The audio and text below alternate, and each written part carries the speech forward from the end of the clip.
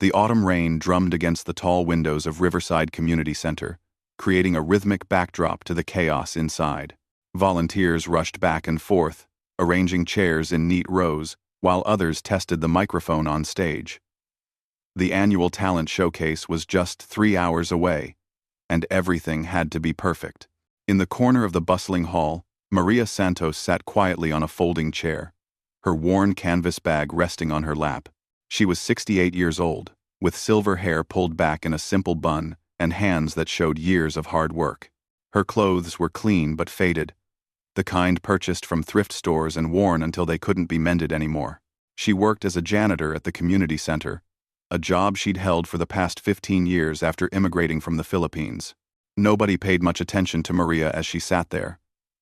She was simply part of the furniture, as invisible as the mops and buckets she pushed around the building every evening. The volunteers were mostly younger people, college students earning service hours, and they chatted excitedly about the performers scheduled for tonight. There was a jazz band from the local high school, a group of dancers from the university, and a young violinist who'd won several competitions. "Did you see the lineup?" asked Jennifer, a blonde volunteer in her 20s, as she adjusted the curtains on stage. "That violinist is supposed to be amazing. I heard she's already been accepted to Juilliard." "I know," replied Marcus, another volunteer arranging programs on the seats. "This is going to be the best showcase yet. Way better than last year." Maria listened to their conversation while slowly sipping water from her thermos. She'd brought her lunch today instead of buying from the cafeteria downstairs, trying to save money to send back home to her grandchildren. Her daughter in Manila was raising 3 kids alone, and every dollar Maria could spare made a difference. The center's director, Mr. Peterson, strode through the hall with a clipboard, checking items off his list. He was a tall man in his 50s who wore expensive suits and spoke with the confidence of someone who'd never struggled for anything. He glanced at Maria and frowned slightly. "Maria, shouldn't you be cleaning the restrooms? We'll have guests arriving soon." Maria stood up immediately, nodding respectfully. "Yes, sir. I finish already. Just resting small time." Mr. Peterson's frown deepened at her accent. "Well, make sure everything is spotless. We have some very important donors coming tonight." He walked away without waiting for a response. Jennifer and Marcus exchanged uncomfortable glances but said nothing. They'd seen how Mr. Peterson treated the maintenance staff, but confronting him seemed like too much trouble. Besides, they reasoned, Maria probably didn't mind. She never complained. What they didn't know was that Maria noticed everything. She heard their conversations, saw their pitying looks, felt their dismissive attitudes. She'd grown accustomed to being underestimated, to being seen as just a cleaning lady with broken English and calloused hands. But Maria carried secrets that nobody in this building could imagine. As the afternoon wore on, the community center transformed into an elegant venue. The lighting crew set up spotlights, and someone rolled out a beautiful grand piano onto the stage. It was a Steinway, borrowed from the music conservatory downtown for this special event. The polished black surface gleamed under the lights. Maria's breath caught when she saw it. Her fingers tingled with a familiar longing she'd learned to suppress over the years. She moved closer, pretending to wipe down the chairs in the front row. But her eyes were fixed on the instrument. It had been so long since she'd touched keys like those. "Be careful around that piano," snapped a woman in a burgundy dress, who appeared to be the conservatory's representative. "It's worth more than most people make in a year. We can't have just anyone touching it." Maria nodded and backed away, returning to her corner. But her heart raced with memories of another time, another life. Back in Manila, before she'd immigrated, before her husband died, before poverty forced her to take any work she could find. Back when her name meant something different to people. At 6 o'clock, the doors opened and guests began filing in. They came dressed in their finest clothes, chattering about the performances to come. Donors and board members received special programs and were escorted to the best seats. Maria watched from the back, having changed out of her janitorial uniform into the only nice dress she owned. A simple navy blue piece she'd bought for her daughter's wedding 10 years ago. She'd asked Mr. Peterson if she could stay and watch the showcase, and he'd reluctantly agreed, probably because saying no would make him look bad in front of the volunteers. But he'd made it clear she should sit in the back and not bother anyone. The lights dimmed, and the show began. The jazz band played energetically, earning enthusiastic applause. The dancers performed a contemporary piece that had the audience nodding appreciatively. The young violinist was indeed talented, her fingers flying across the strings with the confidence of someone who'd been training since childhood. During intermission, Maria overheard a group of donors talking near her seat. They were discussing the piano, praising its quality, and lamenting that none of the performers so far had used it. "Such a waste to bring it here if nobody's going to play it properly," said an older gentleman in a tuxedo. "These community events rarely have real talent." "Well, it's for a good cause," replied his companion, a woman dripping with jewelry. "We're supporting the arts, even if the quality isn't quite what we're used to." Maria said nothing, but something stirred inside her. A lifetime of being dismissed, of being invisible, of swallowing her pride and her past. She thought about her younger self. The girl who'd won every competition she entered, who'd performed in concert halls across Southeast Asia, who'd been called a prodigy by her teachers. The second half of the program was about to begin when Mr. Peterson stepped onto the stage with a microphone. He thanked everyone for coming and mentioned there might be time for spontaneous performances if anyone from the audience wanted to showcase their talent. It was meant as a polite gesture, something to fill time if needed. Nobody actually expected anyone to volunteer. These events had rigid programs for a reason. But Maria stood up. Her hands trembled slightly as she made her way down the aisle. Every eye in the room turned toward her, and the whispers began immediately. Jennifer and Marcus looked confused. Mr. Peterson's face registered shock and then irritation. "Maria, this isn't the time," he said quietly as she approached the stage. "Please return to your seat." But Maria continued walking, her worn shoes clicking softly against the polished floor. She reached the steps leading up to the stage and climbed them slowly, her heart pounding so hard she thought everyone must hear it. The murmuring in the audience grew louder as Maria stood on the stage, facing hundreds of eyes filled with confusion and judgment. Mr. Peterson hurried toward her, his face flushed with embarrassment. He kept his voice low but firm, trying to maintain his composure in front of the donors. "Maria, please. This isn't appropriate. We have a scheduled program." Maria turned to face him. And for the first time in 15 years of working under his supervision, she didn't lower her eyes. She looked directly at him and spoke clearly, her accent still present but her voice steady. "You say anyone can perform. I want to play piano." A ripple of laughter spread through some sections of the audience. The idea seemed absurd to them. This elderly cleaning woman, standing on stage in her modest dress and worn shoes, claiming she wanted to play the precious Steinway grand piano. It had to be some kind of joke or misunderstanding. The woman from the conservatory stood up from her front row seat, alarm written across her face. "Absolutely not. That instrument is extremely valuable and requires skilled hands. I can't allow just anyone to let her play," a voice called from the audience. Everyone turned to see who had spoken. It was Dr. Helen Kim, a board member and retired music professor from the local university. She was a small woman in her 70s with intelligent eyes and a reputation for being fair-minded. She walked toward the stage with deliberate steps. "We did announce that anyone could perform," Dr. Kim continued, looking directly at Mr. Peterson. "Unless you meant anyone of a certain status?" Her words carried a quiet challenge. Mr. Peterson's face reddened further. He was trapped by his own announcement and the watchful eyes of the donors. Refusing now would look terrible, especially with Dr. Kim questioning his integrity. "I suppose, if it's brief," he conceded reluctantly, backing away from Maria. The conservatory representative looked horrified but returned to her seat, her lips pressed into a thin line of disapproval. The audience settled into an uncomfortable silence, most of them expecting this to be awkward at best, a disaster at worst. Some people already had their phones out, perhaps anticipating something worth recording for the wrong reasons. Maria approached the piano slowly, her eyes drinking in every detail of the magnificent instrument. She ran her fingers gently along the smooth edge before sitting down on the bench. The seat felt foreign after so many years away from pianos, yet somehow completely natural, like returning home after a long journey. She adjusted her position slightly and placed her hands over the keys without touching them yet. Her fingers hovered there, trembling slightly. Memories flooded back so powerfully that tears pricked at her eyes. She was 17 again, performing at the Cultural Center of the Philippines. She was 23, playing for visiting dignitaries. She was 35, teaching her daughter the same pieces her own mother had taught her.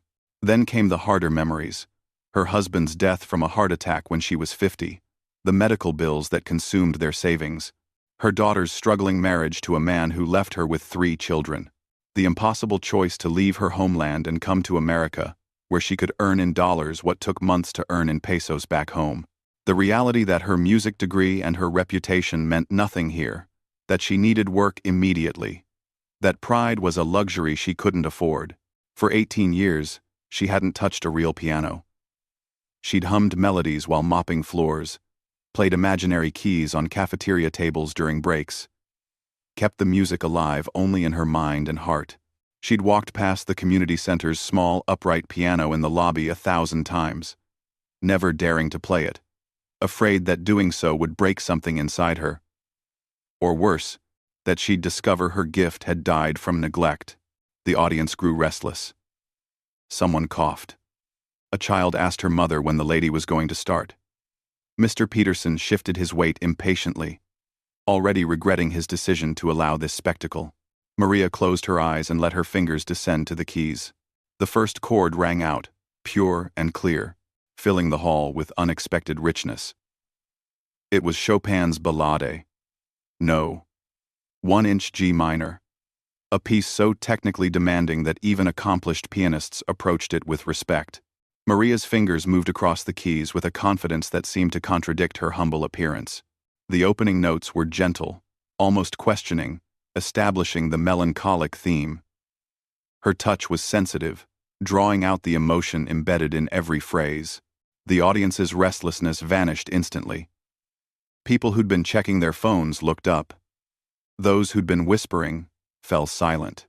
Maria's hands danced across the keyboard, moving with fluid grace that defied her age and the years away from the instrument. The calluses from cleaning work didn't hinder her touch. If anything, they added strength to her technique. Her body swayed slightly with the music, completely absorbed in the world Chopin had created nearly 200 years ago. As the piece progressed, the music grew more complex.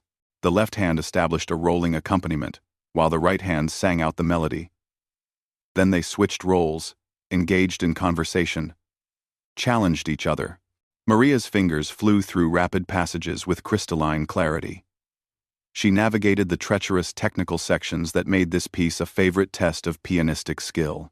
The conservatory representative leaned forward in her seat, her mouth slightly open. This wasn't the fumbling attempt she'd expected.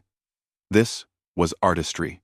Real, genuine, breathtaking artistry. Dr. Kim smiled knowingly, as if she'd suspected something like this all along. Jennifer and Marcus exchanged stunned glances. This was the woman they'd seen pushing a mop cart, emptying trash cans, cleaning bathrooms. How was this possible? The music swelled to the first climax, Maria's hands striking the keys with controlled power that made the piano sing. She'd forgotten the audience, forgotten Mr. Peterson's skeptical face, forgotten the years of scrubbing floors and swallowing pride. She was purely herself again. The self she'd had to hide away to survive. The self that existed beyond labels and limitations. The middle section brought moments of tender lyricism, and Maria's face reflected the emotions she drew from the instrument. A single tear rolled down her cheek, but she didn't pause to wipe it away. The music was everything now, expressing what words never could about loss and longing, about beauty persisting through hardship, about the human spirit refusing to be diminished. Around the hall, people sat transfixed. Some of the donors, who'd attended countless professional concerts, recognized they were witnessing something special. The technical mastery was impressive enough, But it was the emotional depth, the lived experience flowing through every note, that elevated this performance beyond mere skill into something transcendent. A woman in the fifth row found tears streaming down her own face, though she couldn't explain exactly why. The music touched something universal. Something about dreams deferred but not destroyed. About the secret lives people carry within them. About the dignity that persists, even when the world refuses to see it. Maria reached the final section, where the piece builds to its dramatic conclusion. Her fingers attacked the keyboard with passionate intensity, drawing out every ounce of drama Chopin had written into the score. The bass notes thundered while the treble notes cried out above them. The entire hall seemed to vibrate with sound and emotion. Then, with a final cascading run and a decisive chord, it ended. The silence that followed was profound. Nobody moved. Nobody breathed. The last notes hung in the air, like something sacred. Maria kept her hands on the keys for a moment longer, her head bowed, her breathing uneven. She felt exposed in a way she hadn't anticipated, as if she'd torn open her chest and shown everyone her heart. The silence stretched on, and panic began to creep in. Had she made a terrible mistake? Had she embarrassed herself after all? Then someone stood up. It was Dr. Kim, rising slowly from her seat, her eyes bright with tears. She began to clap, the sound sharp and clear in the quiet hall. A second later, the conservatory representative stood as well, applauding with an expression of stunned admiration. Then the gentleman in the tuxedo who'd complained about wasted talent rose to his feet. Within seconds, the entire audience erupted into a standing ovation that shook the rafters of the community center. The applause thundered through the space, mixed with shouts of appreciation and the occasional whistle. People weren't just clapping politely. They were celebrating, their faces showing genuine emotion and surprise. Some continued to wipe away tears while they applauded. Others shook their heads in amazement, unable to believe what they'd just witnessed. Maria lifted her head and saw the sea of standing people, their hands coming together for her. The reality of the moment crashed over her like a wave. For 18 years, she'd been invisible. For 18 years, she'd been just the cleaning lady with broken English. And now, for these few minutes, she was seen. Truly seen. She stood up from the piano bench on shaky legs, overwhelmed by the response. She'd performed for large audiences before, back in Manila, but those applause felt different. This one felt like vindication, like justice, like all the silent years finding voice at once. Mr. Peterson stood frozen at the side of the stage, his clipboard hanging limply at his side. His face cycled through several emotions: shock, confusion, embarrassment, and something that might have been shame. He'd worked alongside this woman for 15 years, and never once asked about her life before she came here, never once considered that she might be more than her job title. Jennifer rushed toward the stage, her young face bright with excitement, and also guilt. "Maria, that was incredible. How did you learn to play like that? Where did you study?" But before Maria could answer, Dr. Kim reached the stage, moving with surprising speed for her age. She took Maria's hands in her own, examining them carefully: the calluses, the weathered skin, the short, practical nails. "These are a pianist's hands," Dr. Kim said softly, but loud enough for those nearby to hear. "I should have noticed. I'm ashamed I didn't." Maria found her voice, still shaky from emotion. "Long time ago, I study at University of the Philippines. I have degree in piano performance. I was concert pianist in Manila for many years." The words felt strange coming out, like speaking in a language she'd forgotten. She'd grown so used to defining herself by her current job, letting people make assumptions, never correcting them because it seemed easier than explaining her complicated story. "Why are you working as a janitor?" Someone from the audience called out, the question containing no malice, just genuine confusion. Maria took a breath. "When I come to America, I need work immediately. My papers not recognized here. My degree mean nothing. I have family to support in Philippines, my daughter, my 3 grandchildren. I send money every month. Piano don't pay bills fast enough. so I take job here. Is steady. Is enough. It's too. Her simple explanation landed heavily on the crowd. Many of them had never considered the hidden stories of the service workers they encountered daily. They'd never thought about what people gave up when they immigrated, what talents and achievements they left behind in pursuit of survival and family obligation. The conservatory representative approached, still looking somewhat dazed. That was one of the finest interpretations of Chopin's Ballade. No, one I've heard in years. The technical mastery was impressive. But your emotional expression, it was profound. How long has it been since you performed? W. W. W. W. W. W. W. W. W. W. W. W. W.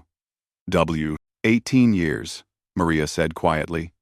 Tonight is first time I touch real piano since I come here. Gasps rippled through the nearby listeners.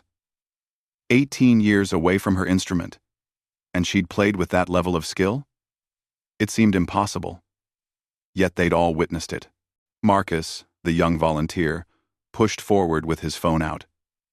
Maria, I recorded it. The whole thing. Would you mind if I shared it? I think people need to see this. Maria hesitated, uncertain about being on display again, but Dr. Kim squeezed her hand encouragingly. Let him share it. Your story needs to be told. Your music deserves to be heard.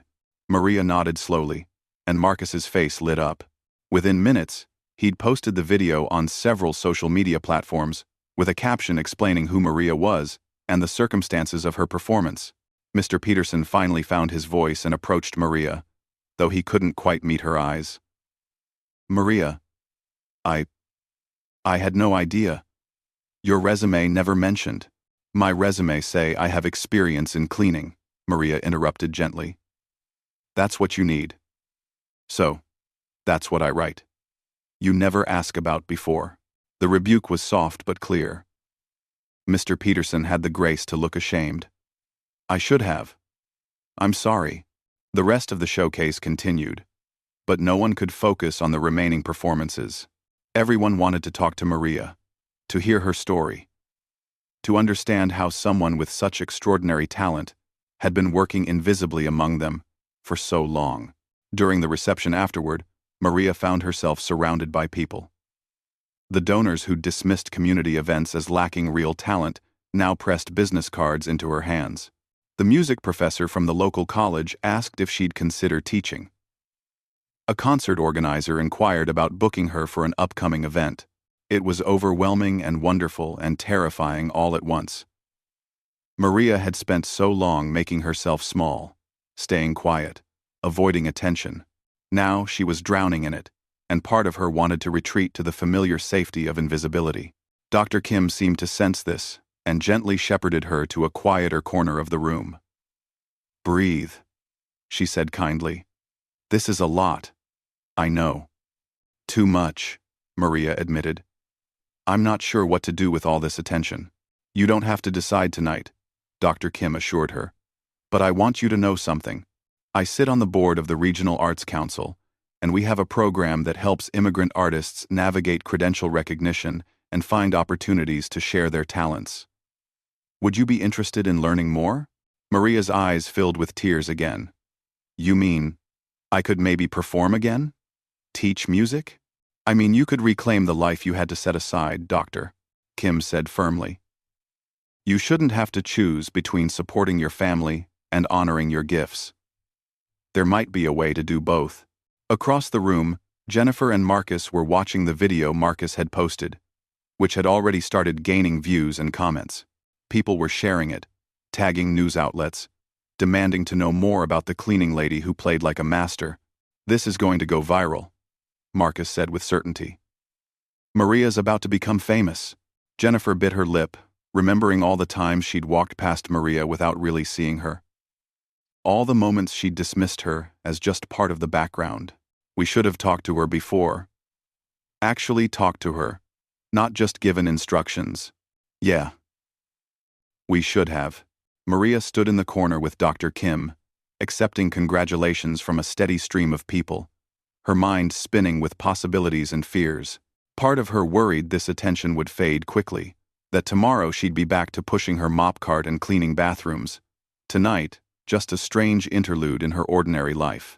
But another part of her, the part that had stayed alive through 18 years of silence, the part that had kept practicing on imaginary keys and humming Chopin while scrubbing floors, that part whispered, maybe things really could change. As the evening wound down and guests began to leave, Maria found herself alone on the stage once more. The Steinway still stood there, its black surface gleaming. She approached it again and sat down on the bench. This time, she played something different. Not Chopin. Not a showpiece meant to impress. She played a simple Filipino lullaby her mother had taught her, the one she used to play for her daughter when she was small, the one she wished she could play for her grandchildren but only sang over crackling phone connections. The melody was sweet and melancholy, filled with longing for home and love for family. It spoke of sacrifice and hope, of mothers and the distances they cross for their children. No one was listening now. The audience had gone. She played it just for herself, and for the little girl she'd been, who'd first discovered the magic of making music with her hands.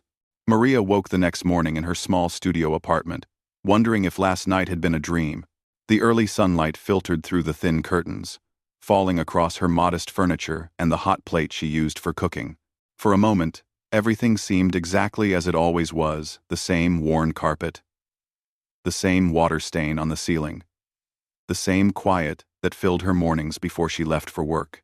Then her phone buzzed, and buzzed again, and kept buzzing. She picked it up from her nightstand, confused by the notifications flooding her screen. Text messages, emails, missed calls from numbers she didn't recognize. Her hands shook slightly as she opened the messages. Most were from Jennifer and Marcus. Others from people whose names she vaguely recognized from the community center. Maria, you're famous, Jennifer's message read. Check this link. With fumbling fingers, Maria clicked the link and found herself watching the video Marcus had recorded. Her own face filled the screen, serious and focused as her hands moved across the piano keys. The video had been viewed over 2 million times in less than 12 hours. 2 million people had watched her play. The comments scrolled endlessly beneath the video. Some were in English, others in Tagalog, Spanish, and languages she didn't recognize. People from around the world had seen her perform. This made me cry. So beautiful. I'm a professional pianist, and this is extraordinary. Who is she? This is what talent looks like. She deserves so much better than cleaning toilets. That Chopin made me feel things I didn't know music could make me feel. Maria sat on her bed, overwhelmed. She'd lived in obscurity for so long that fame felt like putting on clothes that didn't fit. She wasn't sure she wanted this exposure, this sudden spotlight on her life. What if people expected too much from her now? What if this was just a moment that would fade, leaving her feeling worse than before? Her phone rang, showing a local number. Hesitantly, she answered. Is this Maria Santos? A professional-sounding woman asked. Yes, this is Maria. Miss Santos, my name is Rebecca Holt. I'm a producer for Channel 7 News. We'd love to interview you about your performance last night. Would you be available later today? If you ever win. H9. Maria's English sometimes failed her when she was nervous, and right now her mind felt blank. Interview? On television? Yes, ma'am. Your story is incredible, and we think our viewers would love to hear it. We could come to you. Whatever works best.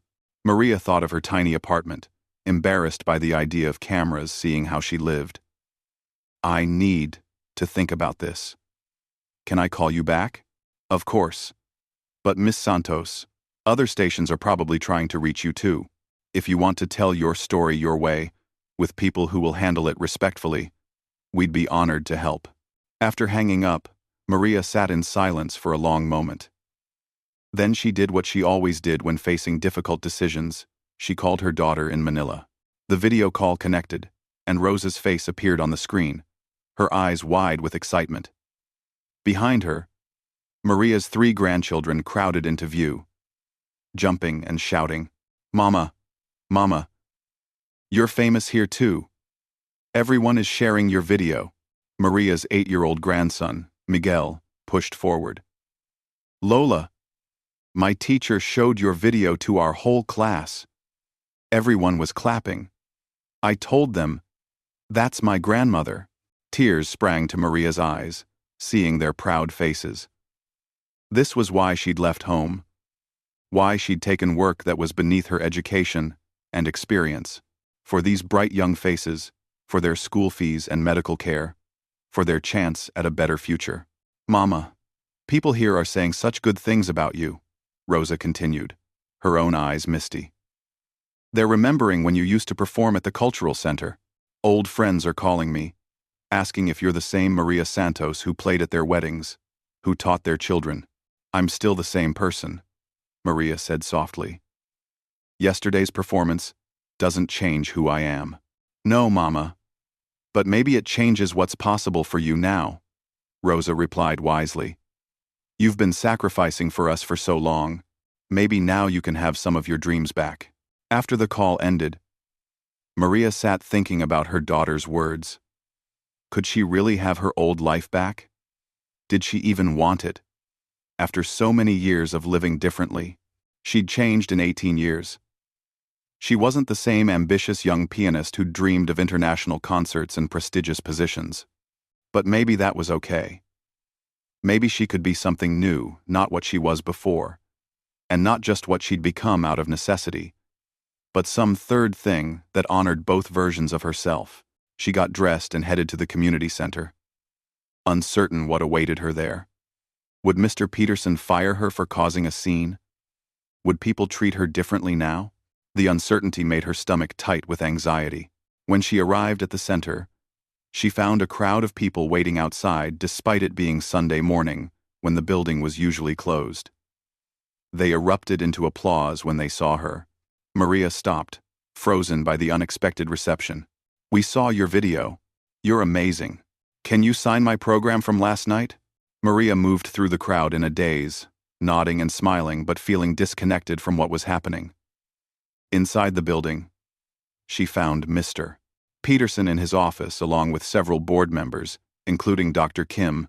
"Maria, please sit down," Mr. Peterson said, and his tone was completely different from his usual dismissive manner. "We need to talk." Maria's heart sank. Here it came, the termination. The explanation that her stunt last night had been inappropriate, that she'd overstepped her boundaries. "First," Mr. Peterson began, then paused and cleared his throat. "I need to apologize. I've worked with you for 15 years and never once asked about your background, your education, your life before you came here. That was wrong. And I'm sorry." Maria blinked, surprised. Mr. Peterson didn't seem like a man who apologized easily. Dr. Kim leaned forward. "Maria, the board met this morning to discuss the situation. Your performance last night has brought incredible attention to our center.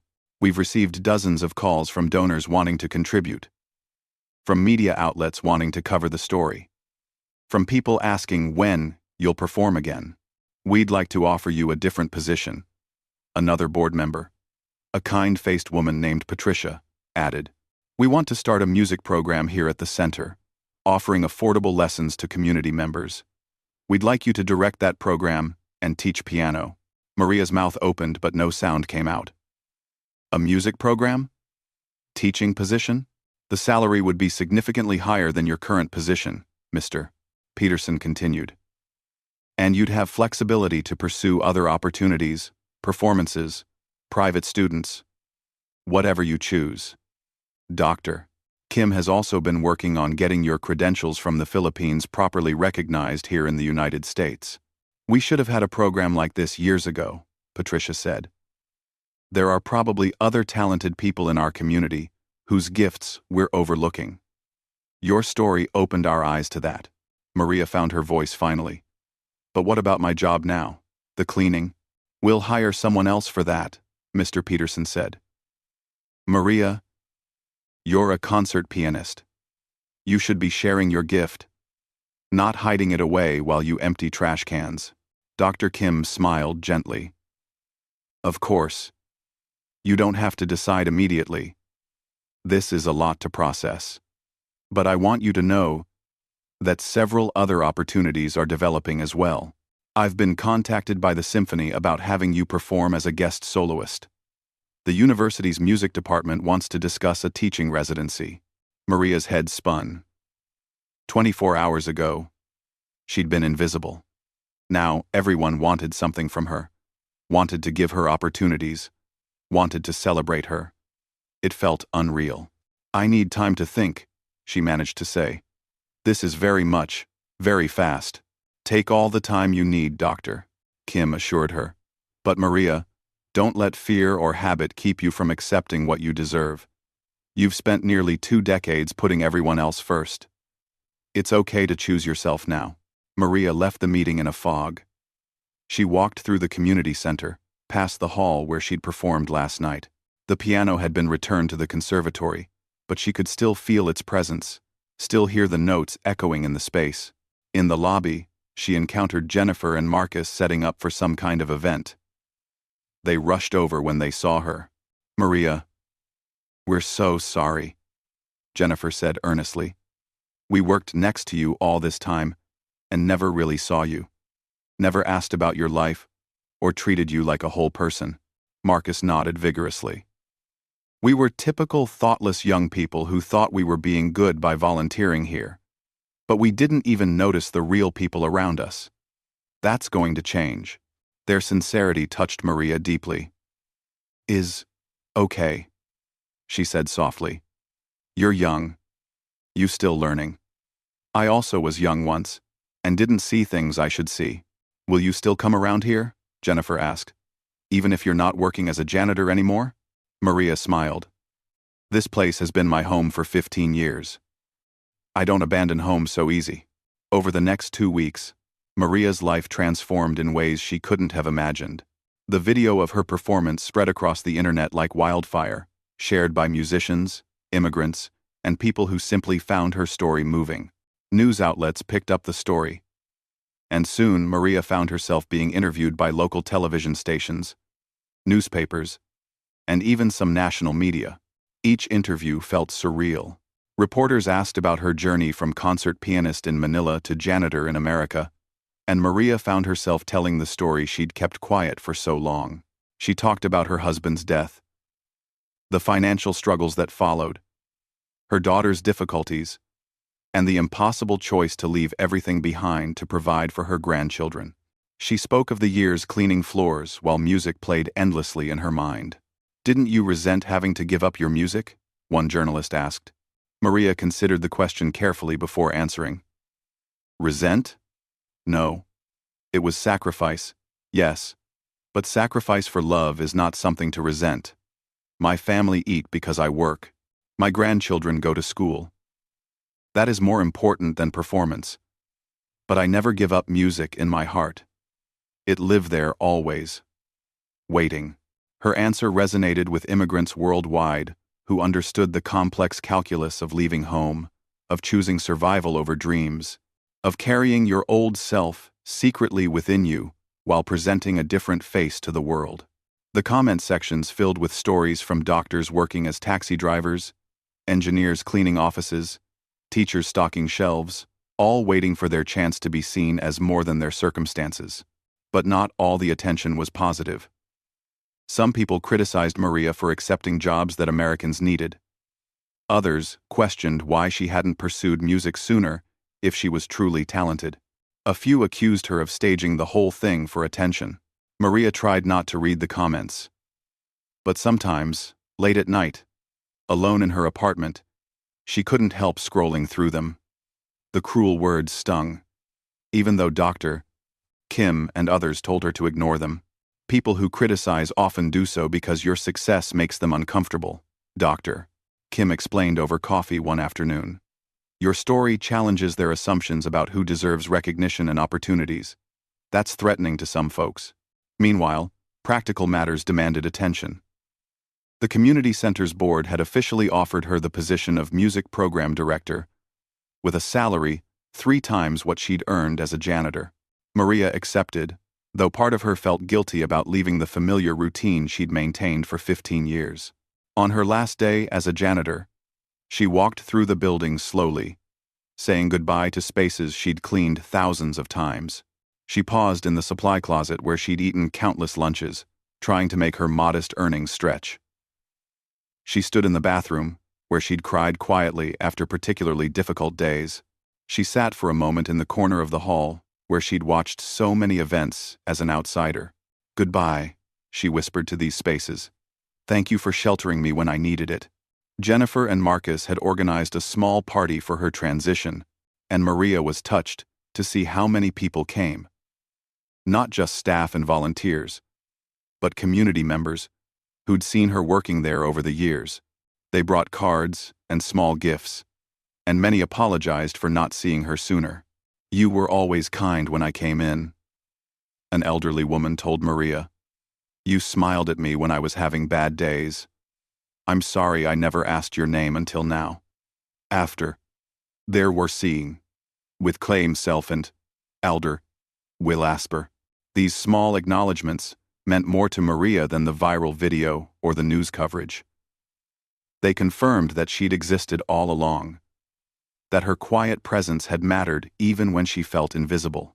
The next Monday, Maria started her new position. The center had designated a large room on the second floor for the music program, and they'd rented 3 upright pianos and 1 small grand. Maria stood in the doorway, looking at the empty space that would soon fill with students and music. She'd placed a simple advertisement offering affordable piano lessons, expecting maybe a handful of students.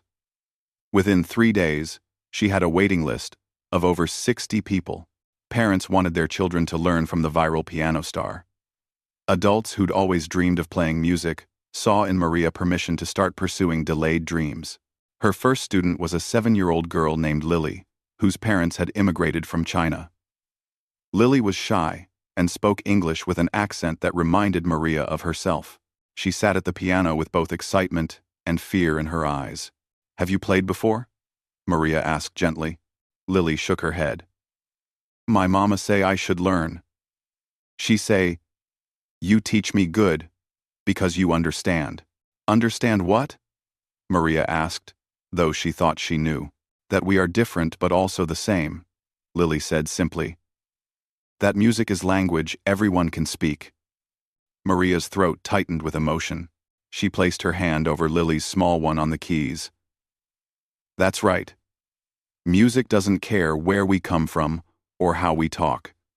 Music just wants to be played. Let me show you." She guided Lily through simple scales, watching the child's face light up as sounds emerged from her fingers. This, Maria realized, was what she'd been missing all these years, not performing for audiences, but sharing music with someone discovering it for the first time. Over the following weeks, Maria's life found a new rhythm. She taught at the community center 4 days a week, working with students from ages 6 to 70. She practiced on her own for several hours daily, reacquainting herself with repertoire she'd learned decades ago, and learning new pieces she'd never had time for before. Dr. Kim had indeed helped her get her credentials recognized, and Maria now had proper documentation of her education and experience. Job offers came regularly, prestigious music schools wanted her on faculty, concert halls invited her to perform, recording companies expressed interest. But Maria approached these opportunities carefully. She remembered the driven young pianist she'd been in Manila, so focused on achievement and recognition. That version of herself had been talented but also naive about what truly mattered in life. "I don't need to prove anything anymore," she told Dr. Kim when declining an offer from a famous conservatory in New York. That job would mean moving away, starting over again in a new city. "I have community here now. I have students who need me. That's enough." "You're turning down prestigious opportunities," Dr. Kim observed. "Are you sure you won't regret it?" Maria smiled. "Prestige is for people who don't know their worth. I know mine now. I'm teacher. I'm musician. I'm grandmother. Sending money home. I'm immigrant who survived. I don't need fancy title to tell me I'm valuable. She did accept an invitation to perform with the City Symphony Orchestra, choosing to play Rachmaninoff's Piano Concerto No. 2, a piece she'd mastered in her 30s but never performed with full orchestra. The concert was scheduled for 2 months away, giving her time to prepare. Rosa called frequently from Manila, her voice bright with pride. "Mama, everyone here is talking about you. My friends say their children want to learn piano now because of you. You're inspiring people." "I'm just playing piano," Maria protested. "No, Mama. You're showing people that it's never too late, that circumstances don't define us, that our gifts don't disappear even when we can't use them. That's bigger than just playing piano." Maria's grandchildren sent her videos of themselves practicing music. Miguel had started taking guitar lessons, inspired by his grandmother's story. The 2 younger ones drew pictures of her at the piano and sent them across the ocean. These simple tokens meant everything to Maria. One evening, as she practiced at the community center after her last student left, she heard someone enter the room. She looked up to find Mr. Peterson standing awkwardly in the doorway. "I hope I'm not disturbing you," he said. "Is okay. I just practice." Maria gestured to a chair. Mr. Peterson sat down, looking uncomfortable. "I've been wanting to talk to you properly. Not just about work matters. I need to apologize again. And not just with words this time." Maria stopped playing and turned to face him fully. "I've been thinking a lot about how I treated you," he continued. "Not just you, but all the maintenance staff. I saw you as functions, not people. I never asked about your lives, your backgrounds, your dreams. That was wrong. And it reflected a bigger problem in how I viewed the world." "You apologize already," Maria said gently. "I know. But I want you to understand that I'm trying to change. I've started having coffee with the staff members once a week, just talking with them as people. I learned that our security guard used to be a police chief in his country. Our cafeteria manager has a degree in chemistry. Our gardener writes poetry. All these years, I've been surrounded by remarkable people and saw them as invisible." Maria nodded slowly. "It's hard to see what we're not looking for." "How did you do it?" Mr. Peterson asked suddenly. "How did you maintain your dignity and kindness all those years when people like me didn't see your worth?" Maria thought about this. "I see my worth, even when others don't. My value not come from other people's seeing. It come from inside me, from knowing who I am and what I can do. Other people's blindness is their problem, not mine." The day of the symphony concert arrived with autumn rain, much like the night Maria had first revealed her gift to the world. She stood backstage at the city's concert hall, a magnificent space with velvet seats and crystal chandeliers. This was the kind of venue she'd dreamed of playing in as a young woman in Manila, before life had taken her down unexpected paths. Dr. Kim stood beside her, having insisted on accompanying Maria to the concert. "Nervous?" she asked. "Yes," Maria admitted. "Is different when you play for recording or for community center. This is big hall, big orchestra, big expectation. You've played Rachmaninoff's Second Concerto before, haven't you? Many years ago. But is like riding bicycle, you don't forget. Your hands remember." Maria flexed her fingers, feeling the familiar mix of excitement and fear that preceded any major performance. The hall was completely sold out. Word had spread about the janitor, turned pianist, and people had driven from neighboring cities to witness her play. The media presence was substantial, with several news crews documenting what they called her comeback performance, though Maria bristled at the term. You couldn't come back to something you'd never truly left. Rosa had wanted desperately to fly in from Manila for the concert, but the ticket prices were too expensive. Instead, they'd arranged for the concert to be live-streamed so her family could watch from home. Maria had sent them the link, imagining her grandchildren staying up late to see their grandmother perform. The orchestra finished tuning, and the conductor, a woman named Maestro Chen, came backstage to check on Maria. "How are you feeling?" "Ready," Maria said simply. Maestro Chen smiled. "I've looked at your background. You're quite accomplished. I'm honored to conduct for you tonight." I'm just grateful for the opportunity, Maria replied. Believing in you? My dear, I heard the Chopin recording. Anyone with ears would believe in you. The stage manager appeared. 5 minutes, Miss Santos. Maria closed her eyes and thought of all the moments that had led her to this one. Her mother teaching her first scales in their small house in Quezon City. Her teacher declaring she had a gift. Her husband sitting in the front row of her first professional concert, beaming with pride. Rosa, as a baby, falling asleep to her, practicing. The long plane ride to America, leaving everything behind. The first time she'd mopped floors at the community center, her back aching and her pride wounded. Every student she'd taught over the past weeks, their faces lighting up as they discovered music. All of it had meaning. All of it mattered. Even the hard parts, especially the hard parts. It's time, the stage manager said gently. Maria walked onto the stage, her simple black dress elegant in its modesty. The audience erupted into applause before she'd even reached the piano. She paused, overwhelmed by the warmth of their reception. These people didn't know her personally, but they knew her story, and something about it had touched them. She sat at the piano, a beautiful concert grand that had been played by countless virtuosos. She adjusted the bench, positioned her feet on the pedals, and placed her hands over the keys. The orchestra waited. Maestro Chen's baton poised. Then Maria nodded, and the music began. The concerto opened with the orchestra alone, establishing the haunting theme that Rachmaninoff had woven throughout the piece. When her entrance came, Maria's hands descended onto the keys with confidence, adding her voice to the conversation between soloist and orchestra. This concerto was one of the most beloved in the piano repertoire, filled with sweeping melodies and technical challenges. Maria had always loved it for its emotional depth, the way it captured both melancholy and hope, struggle and triumph. Tonight, as she played it, she understood it in a new way.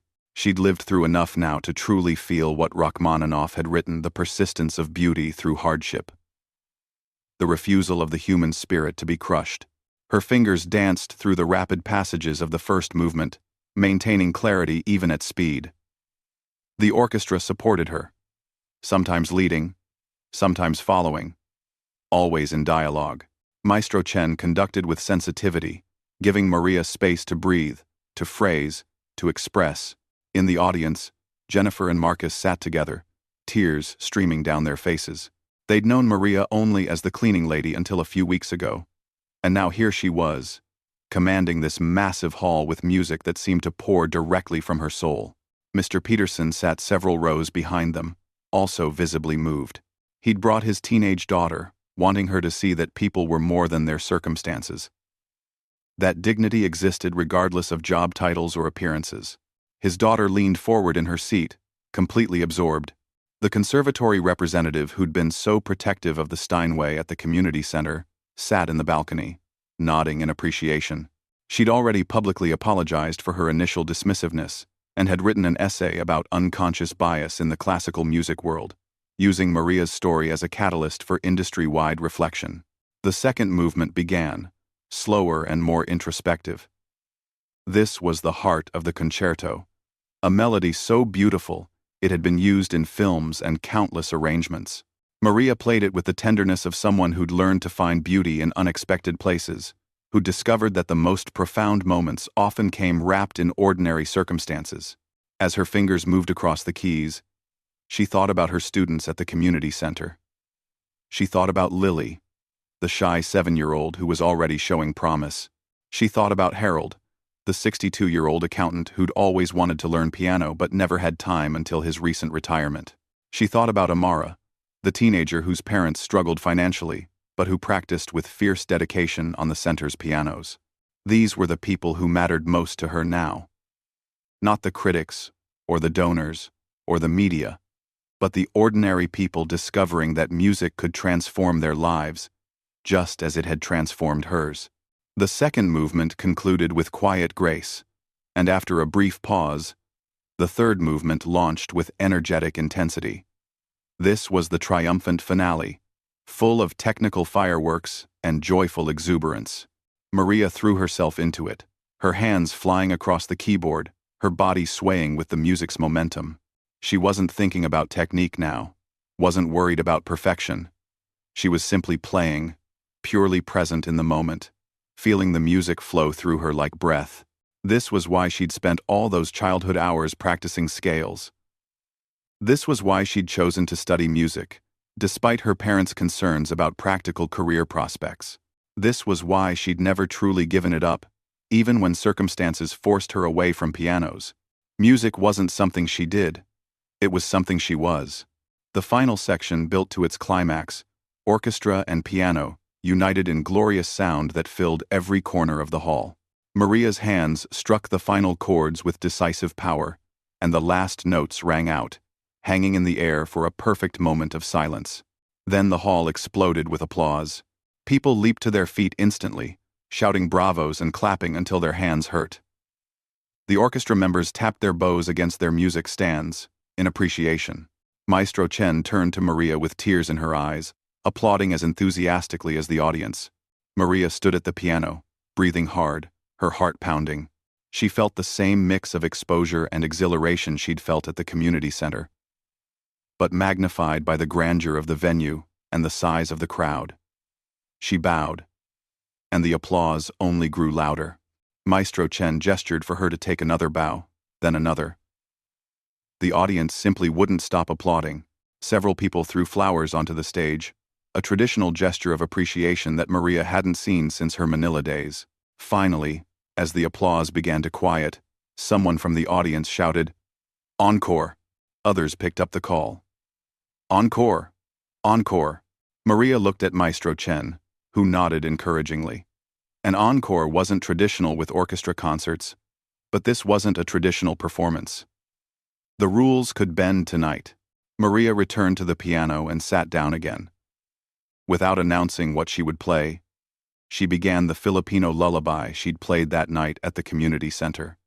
The simple melody her mother had taught her, the song that connected her to home and family and everything she'd left behind.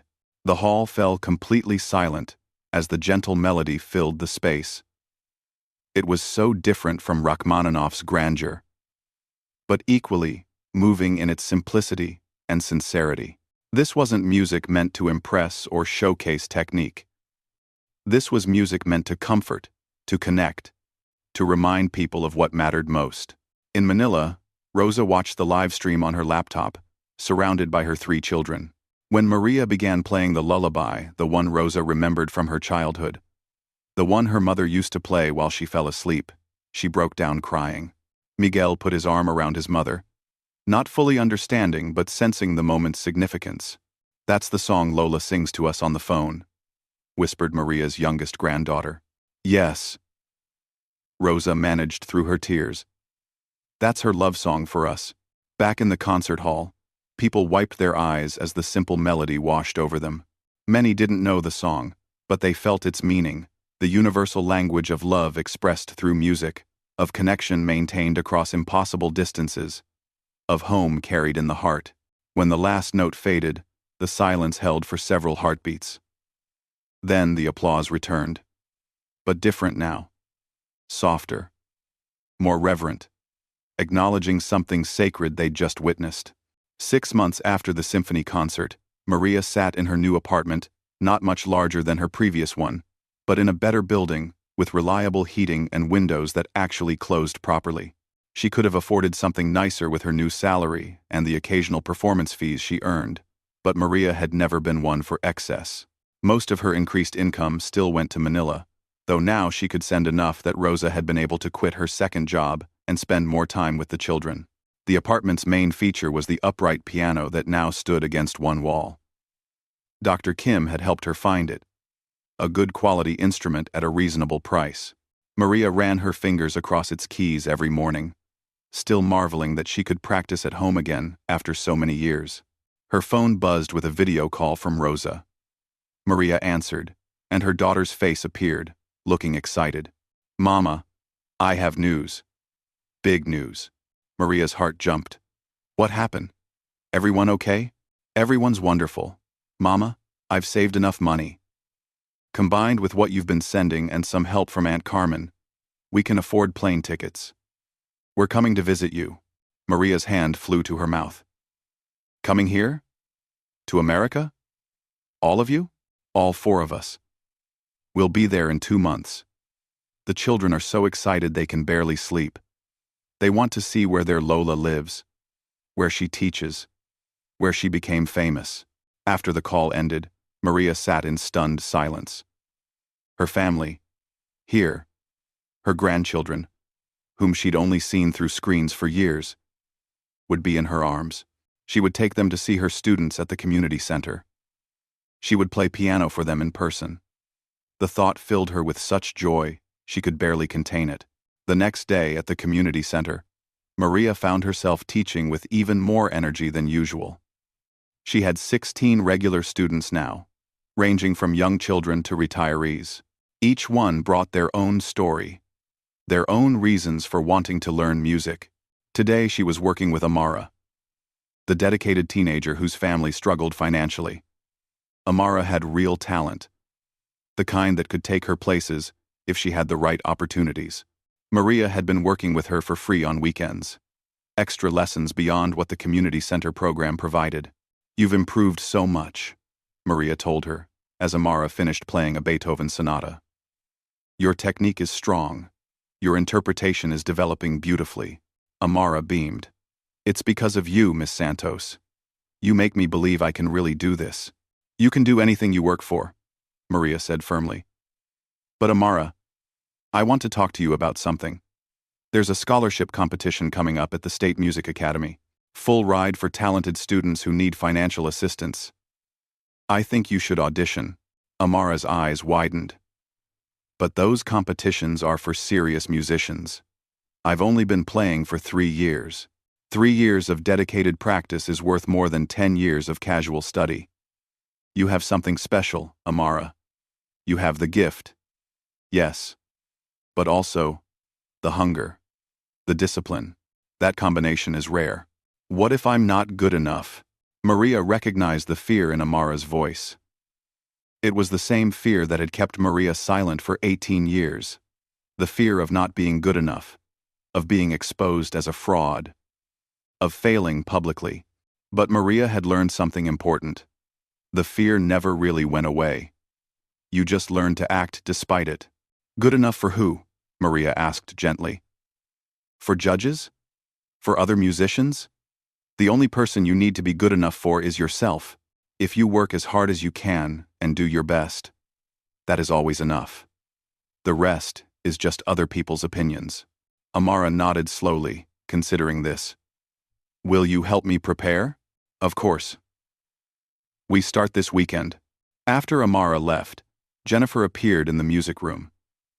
She'd become a regular volunteer with the music program, helping with administrative tasks, and sometimes sitting in on lessons. Her relationship with Maria had evolved into genuine friendship. "Hey Maria, there's someone here to see you." She's been waiting in the lobby for about 20 minutes. Maria followed Jennifer to the lobby and found an elderly woman sitting there, probably in her 80s, dressed elegantly with careful makeup and styled white hair. She stood when she saw Maria, her movements stiff but determined. "Miss Santos? I'm Dorothy Whitfield. I saw your performance at the symphony." "Oh, thank you for coming," Maria said, assuming this was a fan wanting to meet her. She'd gotten used to occasional visitors. "I'm not just here to praise you," Mrs. Whitfield continued. "I'm here to apologize." Maria looked confused. "Apologize? We never met before." "No, but I'm part of the problem you faced. You see, I've been on the community center's board for 20 years. I've attended countless events here, walked past maintenance staff hundreds of times, and never once considered them as individuals with their own stories and talents. I saw uniforms, not people." Mrs. Whitfield's voice wavered with emotion. "Your story forced me to examine my own blindness. How many remarkable people have I overlooked in my life? How many times did I miss opportunities to see someone's true worth because I was trapped in my assumptions?" Maria gestured to a bench, and they both sat down. "You're not alone in this," Maria said kindly. most people don't see. Is easier to put people in boxes, make assumptions. Takes effort to really look at each person and see them full. But it's an effort we should make, Mrs. Whitfield insisted. After seeing you perform, I started volunteering at a homeless shelter. Do you know what I found? A former engineer who lost everything in a divorce. A teacher who had a breakdown and never recovered his position. A musician who struggled with addiction.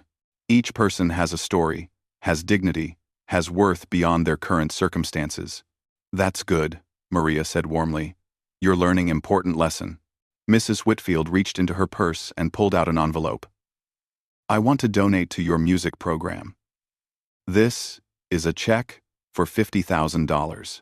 I want it used to provide free lessons to anyone who can't afford them, and to buy instruments for students who don't have access to pianos. Maria gasped. This is too much. I cannot accept. For money. I gasped. You can and you will, Mrs. Whitfield interrupted firmly. Consider it my payment for 20 years of not seeing. And I'm not the only one. I've talked to other board members and donors. We're creating an endowment for your program. You won't have to worry about funding anymore. After Mrs. Whitfield left, Maria sat holding the check, overwhelmed. The amount would transform what she could do for her students. She thought of Amara and others like her. Talented kids whose families couldn't afford private lessons or good instruments. Now, she could help them all. That evening, Maria walked through the community center one final time before heading home. She paused at the supply closet where she used to take her lunch breaks, remembering the woman she'd been just months ago. That Maria had been invisible to most people. But she'd been whole inside herself, carrying her gifts and her dignity quietly. Nothing fundamental had changed about who Maria was.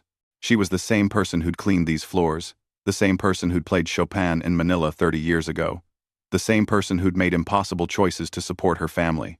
Recognition hadn't made her valuable, she'd always been valuable. The world had just finally noticed what was always there. Mr. Peterson found her standing there. He'd changed significantly over the past months, making genuine efforts to connect with staff members as people rather than functions. Thinking about old times?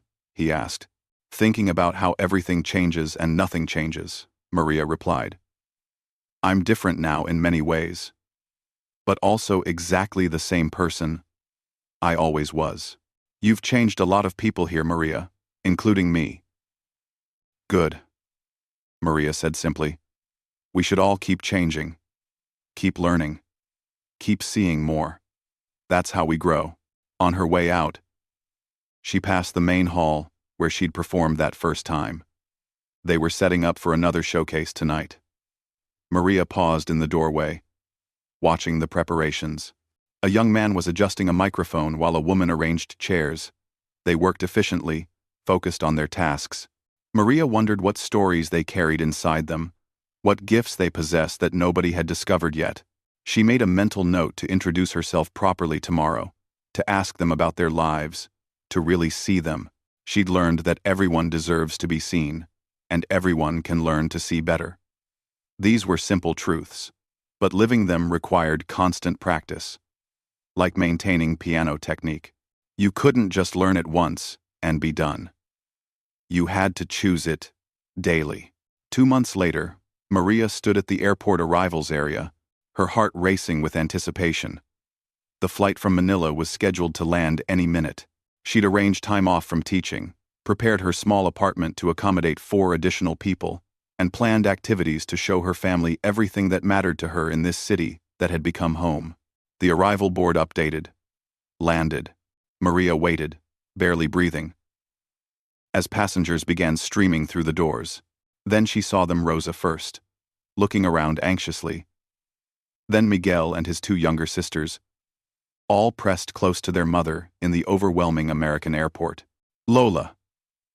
Miguel spotted her first and broke into a run, his sisters following. Maria caught them in her arms, and for the first time in 6 years, held her grandchildren's physical bodies instead of their digital images. They were warm and solid and real. Rosa reached them a moment later, and they stood in a tight cluster, crying and laughing and talking all at once. "You're here," Maria kept saying. "You're really here." "We're here, Mama," Rosa confirmed, wiping tears from her face. "We're finally here." Over the next 2 weeks, Maria showed her family her American life. She took them to the community center and introduced them to her students. She showed them the piano, where she practiced every morning. She took them to the hall where she'd performed with the symphony. She walked them through the streets of her neighborhood, pointing out the grocery store where she shopped, the park where she sometimes sat, the library where she borrowed books. But the most important moment came one evening when Maria gathered her grandchildren around the upright piano in her apartment. Miguel sat on the bench beside her, while his sisters crowded close. "Your Lola teach you something tonight," Maria said. "Not just music, but important lesson about life." She placed Miguel's hands on the keys, guiding his fingers to the right positions. "Everyone has music inside them. Maybe not piano music, maybe different kind, but everyone has something special, something that makes them who they are. Sometimes, life makes us hide that music. We get busy, we have to survive, we put it away." She pressed down on the keys with Miguel's hands, creating a simple chord. But music never really gone. It waits inside us until we're ready to play again. And when we finally play, when we finally share what's inside us, that's when we're most alive. Miguel looked up at her with serious eyes. "Like you, Lola? You had music waiting inside?" "Yes, baby. For many years. But I never forgot it, and it never forgot me. And now, I get to share it with people like you." She taught them the beginning of the Filipino lullaby, the song that connected generations, the melody that meant home and love and persistence. Their young fingers stumbled over the notes. But Maria was patient, showing them over and over until they began to understand. Rosa watched from the doorway, seeing her mother not as she'd been in Manila years ago, not as the struggling janitor she'd worried about, but as this new version, the Maria who'd survived everything, who'd kept her gifts alive through impossible circumstances, who'd found her way back to herself without losing the wisdom gained from hardship. On their last evening before returning to Manila, Rosa and Maria sat together after the children had gone to sleep on the floor mattresses Maria had borrowed from neighbors. "Mama, I'm so proud of you," Rosa said. "Not just because you're famous now, but because you never gave up who you were, even when you had every reason to."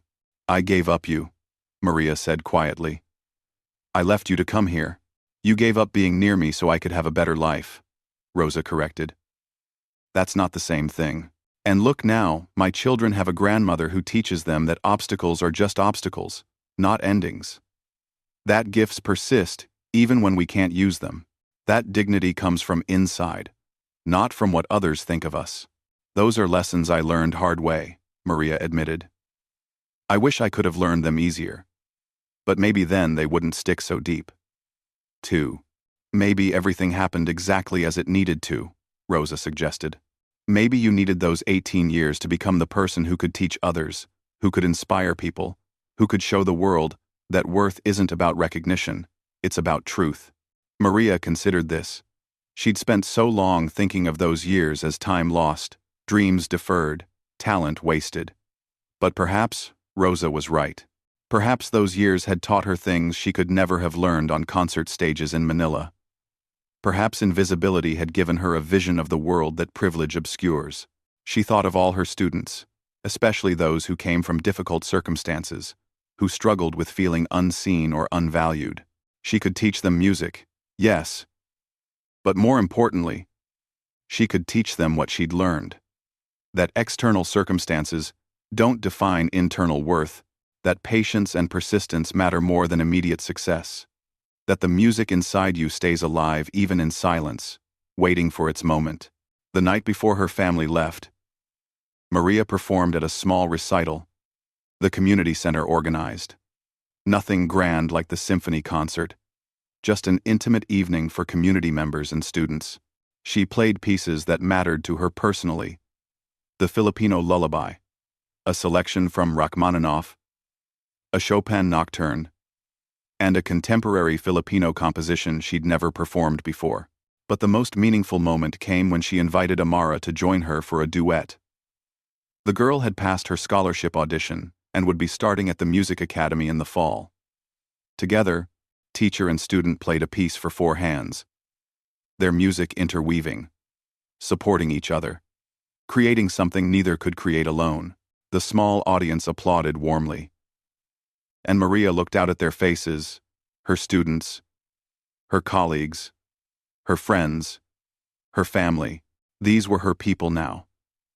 The community she'd built without even realizing she was building it. They saw her, truly saw her, and she saw them back. This, she realized, was the real gift of her journey. Not the recognition or the opportunities or the viral video, but this.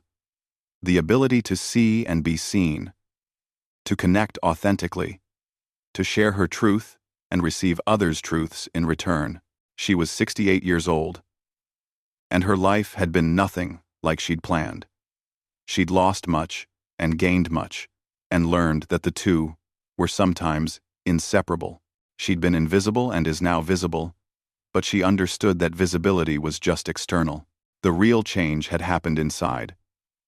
In her acceptance of her complete self, past and present, struggle and triumph, pianist and janitor and teacher and grandmother and immigrant and survivor. She was all of it. She had always been all of it. The music had never left her, just waited patiently for its time. And now, finally, gloriously, it was time. Maria Santos smiled at her audience, at her life, at the impossible, beautiful reality of this moment. Then she placed her hands back on the piano keys and played.